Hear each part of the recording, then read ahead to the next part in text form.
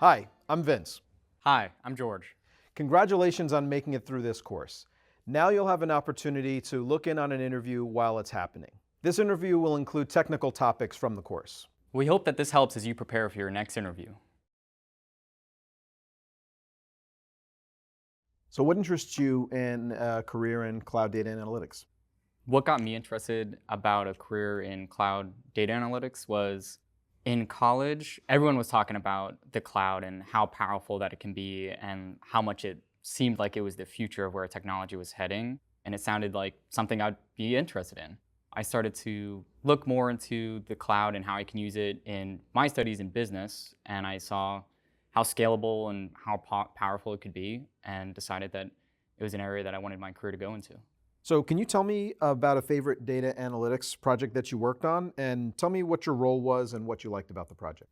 My favorite data analytics project was one where I was a data analyst, where I got to combine all of these data sets about compressors and engines, where I was able to put them up in the cloud and perform some statistical analysis to help prescribe if they're going to have some sort of maintenance event or fail. And I really liked it because it had a real world impact.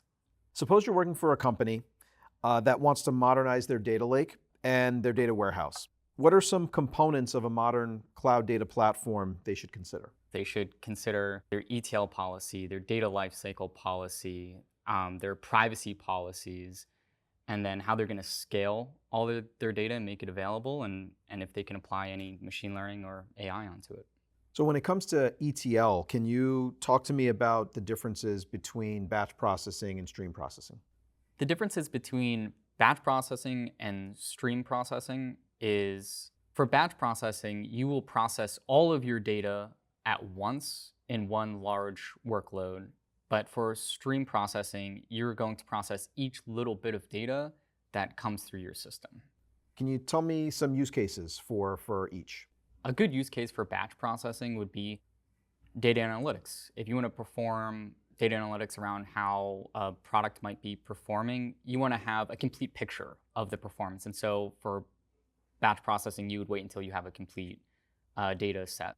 A good use case for streaming data would be like stock trading. You want to know where the market is moving at any given minute, and you can't wait until the end of the day. And so you would need to process that data in real time. Can you give me an example of a problem that a streaming data source would solve? A problem that a streaming data source would solve might be something like an intrusion detection, where a security company could monitor real-time data in order to determine if there's any unauthorized personnel in some perimeter. It could also be a virtual perimeter, like in the cloud. All right, so imagine that you've been asked to build a new report for a toy manufacturing company.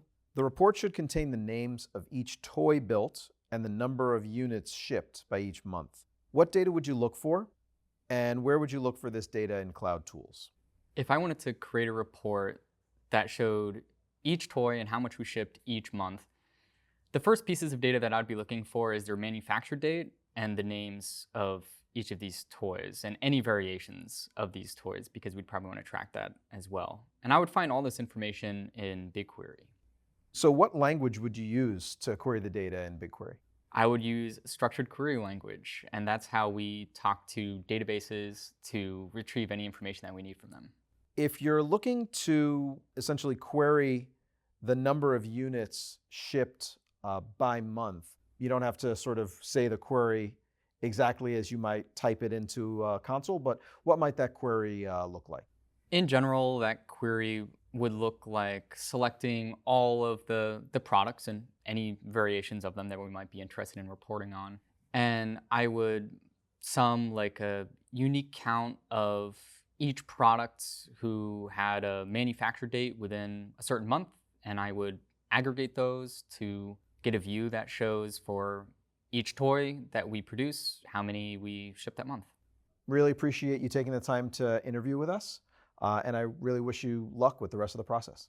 Thanks, Vince. I really appreciate your time today, and it's been a pleasure. Great to meet you.